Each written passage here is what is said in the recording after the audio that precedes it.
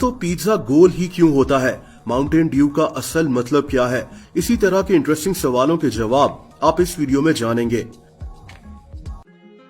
दोस्तों, कागज तारीख की एक इंतहाई अहम इजाद है। कागज से पहले लिखने के लिए हड्डी, बैम्बू, कपड़ा वगैरह इस्तेमाल किया जाता था।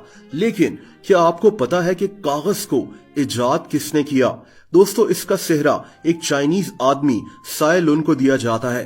कहते हैं कि 2000 साल पहले इसी आदमी ने इंग्रेडिएंट्स जैसा कि सिल्क, हम्प और मछली के जाल को पानी के साथ मिलाकर एक पल्प बना लिया और इसको सूरज में सूखने के लिए छोड़ दिया और इस तरह मॉडर्न पेपर वजूद में आ गया। और फिर वक्त के साथ साथ दुनिया में पेपर मिल्स लगना शुरू हो गईं।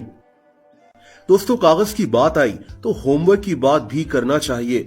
क्या आप जानते हैं कि बच्चों को होमवर्क देने की बात कहां से शुरू हुई? दरअसल आज से 200 साल पहले एक फिलोसोफर योहान गोटलिब जर्मनी में रहता था। ये चाहता था कि बच्चे घर जाकर वही करें जो उनको हुकूमत कहे। ये इस तरह से बच्चों में जर्मनी की मोहब्बत और नेशनलिज्म को जगाना चाहता था। 1843 में एक American politician Horace man Germany गया और वहां से होमवर्क का ये कॉन्सेप्ट अमेरिका ले आया। इसी आदमी को होमवर्क के कॉन्सेप्ट को दुनिया में फैलाने का क्रेडिट दिया जाता है। दोस्तों, माउंटेन ड्यू को कौन नहीं जानता, लेकिन क्या आप जानते हैं कि इस सॉफ्ट ड्रिंक को बनाया किसने और इसका मतलब क्या है? माउंटेन ड्यू को अमेरिका में रहने वाले दो भाइयों ने इजाद किया था। इनके नाम बैरनी हार्टमैन और एले हार्टमैन थे। ये 1940s की बात है। इन्हीं दोनों भाइयों ने इसका नाम माउंटेन ड्यू रखा। ये उस दौर का एक स्लैंग वर्ड था जिसका मतलब मूनशाइन था, यानी चांद की रोशनी। माउंटेन ड्यू को 1964 में पेप्सी ने खरीद लिया था। दोस्तों, केक्स ट्रेडिशनली गोल ही क्यों होते हैं? कहते हैं कि पुराने जमाने में लोग केक्स मजहबी त्योहार वगैरह में बनाया करते थे। ये केक्स को गोल इसलिए बनाते थे क्योंकि सूरज और पूरा चांद भी गोल लगते हैं। इनको लगता था कि इस तरह ये खुदा को खुश कर पाएंगे और शायद यहीं से केक्स गोल बनना शुरू हो गए।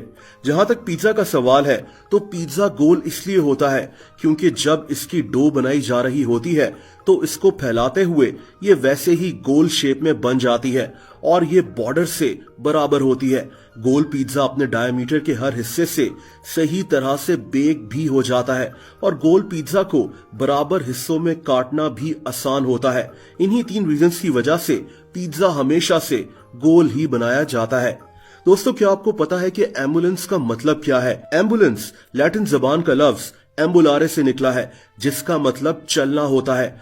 एम्बुलेंस जंग में उस हॉस्पिटल को कहा जाता था जिसको आर्मी एक जगह से उठाकर दूसरी जगह ले जाती थी जहां जख्मी फौजियों का इलाज होता था।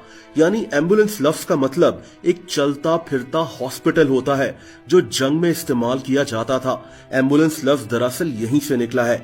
दोस्तों, टैक्सी ट्रेडिशनली पीली ही क्यों होती है?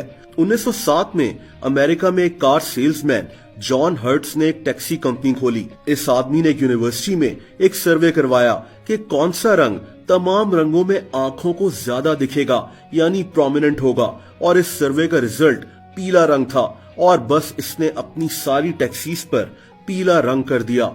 ये पीली टैक्सीज अमेरिकी शहर शिकागो में चली और फिर पूरे अमेरिका में फैल गईं और बस तभी से टैक्सीज पीले रंग में आना शुरू हो गईं।